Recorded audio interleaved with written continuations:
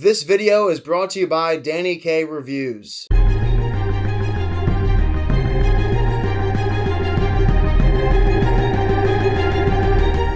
What is going on, everyone? It's been quite some time since I've done a top 10 video, so I figured I may as well just do another top 10. This time around, though, it is my top 10 most underrated movies. Now, I have not seen every single movie, so there will be some films that will be left out that many of you may consider underrated. And unfortunately, I have not seen those films that you guys may consider underrated. But luckily, I have seen quite a good amount of underrated films, and this list will be filled with many of them. So with that being said, let's get started with my honorable mentions. These are films that I do consider underrated, but not as underrated as the other films I have in my top 10 list. And these are Warrior, Treasure Planet, Kingdom of Heaven, Monster House, Unbreakable, The Day After Tomorrow, Mother, Babel, Tron Legacy, and Star Wars Episode 3, Revenge of the Sith. That last one will piss a lot of you off, I'm sure of that, but you know what? I don't really care because I love Star Wars Episode 3, Revenge of the Sith. It is one of the best Star Wars movies to date, and that is my opinion. Anyway, let's get this top 10 list started. Number 10. Number 10 is Prisoners. It's not like this movie is considered underrated per se, because it does have a solid grade on Rotten Tomatoes. It also is praised by a lot of audience members, but it's not widely viewed by many as one of the greatest movies of all time, and in my opinion, it should be. I am still astonished that this movie almost got entirely snubbed at the 2014 Oscars besides getting nominated for Best Cinematography. This movie, in my opinion, deserved to get not only nominated for Best Picture, but also Best Actor from Hugh Jackman, Best Supporting Actor from Jake Gyllenhaal. This movie is one of the best directed movies I've ever seen. It's Denis Villeneuve's best movie by far, in my opinion. It is gorgeous to look at, that's for sure, but it's also one of the best mysteries I've ever seen. Sure, the film is a tad bit depressing, but by no means is that a flaw of Prisoners. The point of this film is to put you in the shoes of the family who lost their daughter to a kidnapper, and it is an excellent thriller, mystery, and all of the above that you can think of when it comes to kidnapping films. This movie, in my opinion, is perfect, and later on I will have an in-depth video talking more about Prisoners and why I think it is a masterpiece. Number 9. This spot goes to Taken. I've always been a huge fan of the Liam Neeson thriller genre, if that's what you want to call it, because Liam Neeson always tends to star in these thrillers that are a little over the top but very entertaining, and Taken was the first of that genre, so therefore it gets more points over the films that came after it. There is no reason for Taken to get as much hate as it does. This is not supposed to be a cinematic gem that is one of the best made films of all time. That's not what Taken is. It is self-aware. It knows what kind of movie it's supposed to be, and that's why this movie is as much fun as it is. Plus, Liam Neeson is great in the film. It's thrilling, it's action-packed, it's satisfying. I love watching Taken, especially when, well, let's just say you're under the influence a little bit. Number 8. Number 8 is The Revenant. I completely understand why some people aren't the biggest fan of The Revenant. Yes, it's a slow movie. Some of the cinematography is boring. It's not the most exciting movie from time to time. But does that mean this movie is not a masterpiece? Heck no, this movie is one of my all-time favorite movies and deserves all the praise it's ever been given. Luckily, it was nominated for multiple Oscars that year, including Best Supporting Actor, Best Director, and Best Picture. 2 of those it did take home. But for some audience members and critics, the movie is not considered great. Currently speaking, on Rotten Tomatoes, it stands at a 78%. Personally, I think that is ridiculous. From a technical standpoint, this movie is perfect. Acting-wise, it is great. There is a reason why this movie has been in poster form behind me for the longest time. It's that good of a movie. If you don't like the film on first watch, give it a second chance. Yes, the movie is slow from time to time, but looking past those moments, there is enough great moments to make you love this film, at least the way I see it. Number 7. Hook is right here on my list. This movie was slammed by critics. Right now, it has a 29% on Rotten Tomatoes. Which, like, what? How is this movie that bad in your eyes? I just don't see it. I do not agree whatsoever. Hook is one of my favorite movies from childhood. To this day, I'm still unaware of what critics don't like about Hook. Robin Williams is Robin Williams in the flesh in this movie. This is Robin Williams at his very best. And for that reason alone, it should make you at least think that Hook is a good movie, especially for kids. Plus, it does Peter Pan a lot of justice, and it puts a huge twist on the character. As for Dustin Hoffman, he plays the repulsive Captain Hook to a T. I just don't get what people could not like about the movie Hook.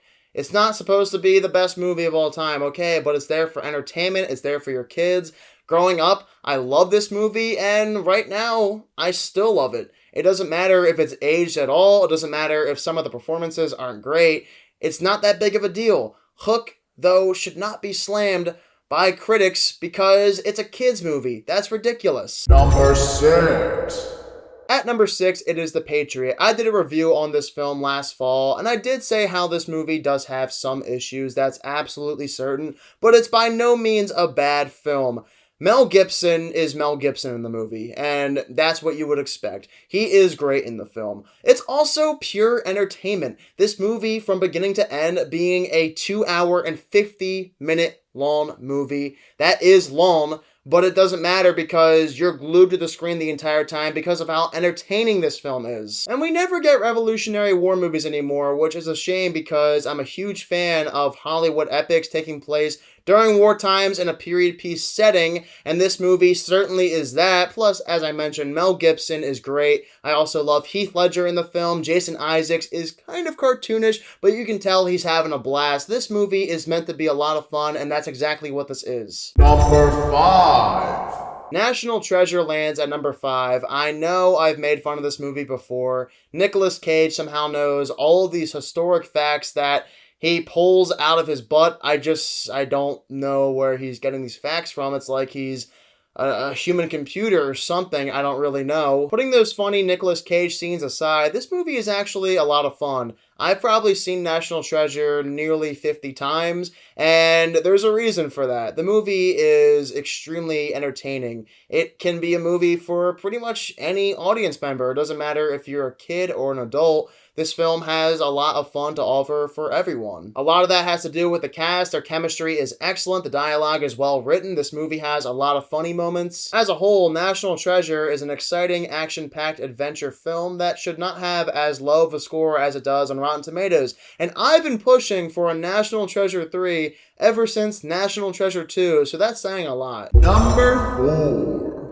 At 4 is The Last Samurai. We are now in the territory where we have films that are masterpieces but are severely overlooked by critics and audience members, and The Last Samurai is absolutely one of the most underrated movies of all time, directed by Edward Zwick, a guy who I've been talking an awful lot about recently. Tom Cruise and Ken Watanabe are perfectly casted. Their friendship on the screen is very memorable. At the core of The Last Samurai, we have a great story. Tom Cruise's character is captured by the samurai, and originally he is led to believe that they are evil. But as the film progresses, he starts to understand these characters more. He starts to see how loving they can be and that they are human beings. In The Last Samurai, we see his character take a full 180, and it's done beautifully by Edward Zwick. I think everything about this movie is nearly perfect. It is unfortunately underrated by so many people, but please go watch The Last Samurai if you have not done so yet, because this movie truly is a cinematic masterpiece. Number 3.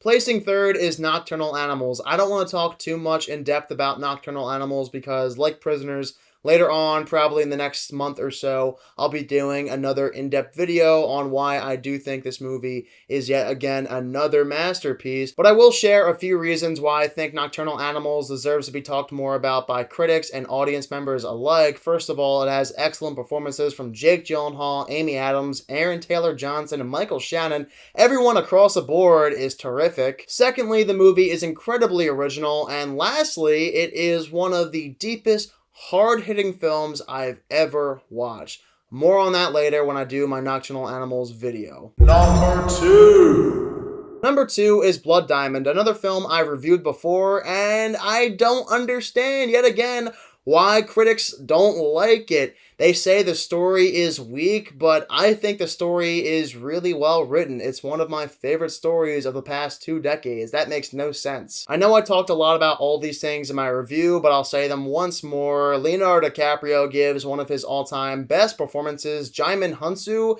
is also excellent. I think this movie is really entertaining. It has great action. The movie never gets boring. It's always exciting. On an emotional level, the film is riveting. As for its scale, it is epic, and it does a great job in capturing the brutality of Sierra Leone's civil war. So if any of the critics who slam Blood Diamond are watching this video, please comment down below and tell me why you don't like this movie, because it makes no sense. This movie has pretty much anything any film fan could ever want to see on the big screen. It has so many great elements.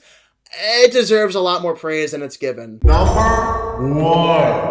Number 1 for myself is a no-brainer. I had absolutely no difficulty whatsoever picking this film and putting it right here.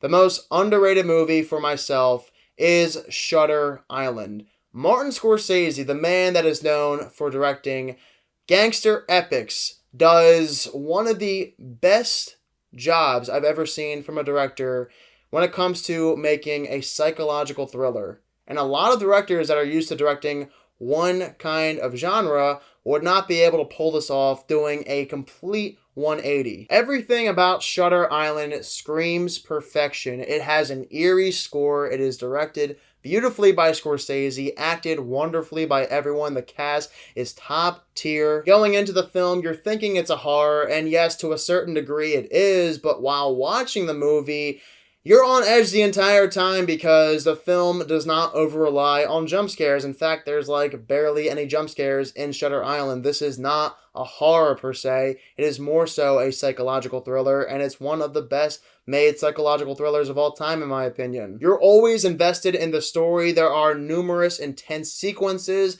and by the end, oh my god, this film's ending is one of my all-time favorite endings in cinema history. It is my all-time favorite twist, and a twist that I never in a million years would have guessed. I praise the heck out of this film's ending. It is maybe my favorite. So yeah, Shutter Island is one of Martin Scorsese's most underrated movies to date. I think the reason why this movie is not talked enough by critics and audiences is because it came out way too early in 2010. This film should have been released in the fall of that year, but it came out in February, which is really random. You don't have Oscar movies ever coming out in February, at least barely ever. Most of the time, if you're going for an Oscar, you come out between October and December. This movie, of course, did not. So I think that's why this movie is overlooked a heck of a lot by most people, and it really shouldn't be. It's one of the best thrillers of all time. For me, it's my second favorite Martin Scorsese movie after The Departed. A lot of you people will say I'm crazy, which I don't really care about because I think Shutter Island is a masterpiece and has one of the best twists in cinematic history. Alright, there you guys have it. Those are my top 10 most underrated movies. If you guys also have your list of your top 10 most underrated movies, of course, be sure to let me know down below in the comment section what that list is. Alright guys, I have a lot of reviews planned for the month of November, so get ready for plenty more content coming up to you guys very soon. If you're new to my channel, click the subscribe button and give this video a thumbs up if you enjoyed it. Thank you all so much for watching this video, and I hope you all have a fantastic day.